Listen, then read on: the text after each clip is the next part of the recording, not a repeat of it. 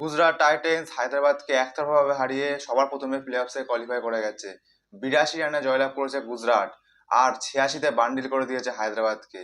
হায়দ্রাবাদকে পুরো নাকের ডগায় নাকান চোবানি খাইয়ে নাচিয়ে কাঁদিয়ে পুরো হারিয়ে দিয়েছে। গুজরাটের বোলিং এর সামনে হায়দ্রাবাদের সমস্ত দামি নামি ব্যাটসম্যানরা পুরোপুরি ফ্লপ। গুজরাট যখন প্রথমে ব্যাটে এসে 168 রান করে তখন হয়তো ভেবেছিল হায়দ্রাবাদ এই রান খুব ইজিলি চেস করে দেবে, কিন্তু খেলা যেটা টুইস্ট ছিল, গুজরাটের বোলিং এর সামনে হায়দ্রাবাদের কোনো ব্যাটসম্যান টিকেনি। যেখানে আইপিএল শুরুর আগে গুজরাটের সবাই বলছিল যে গুজরাটের ব্যাটসম্যান নেই, খালি 3টে ব্যাটসম্যান, শুভমান গিল, সাই সুদর্শন আর জস বাটলার। তাছাড়াও কিন্তু গুজরাটে অনেক ভুল ছিল।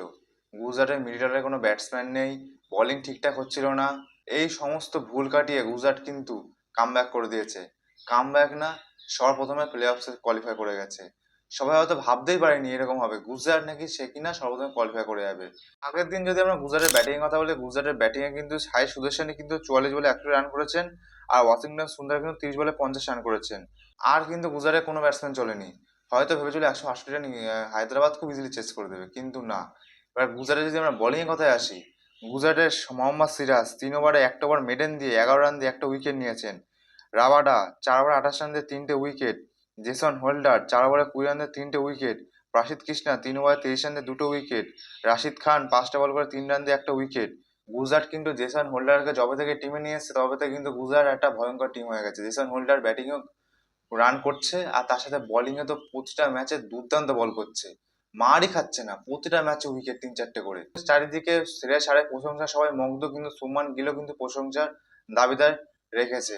শুভমান গিল সত্যি প্রশংসনীয়।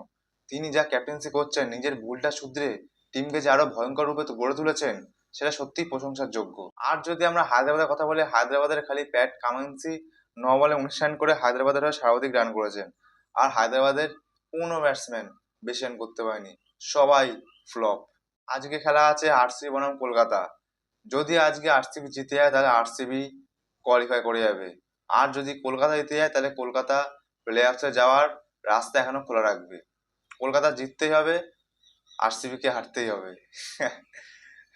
এটা এখন দেখার বিষয় আছে কে জেতে।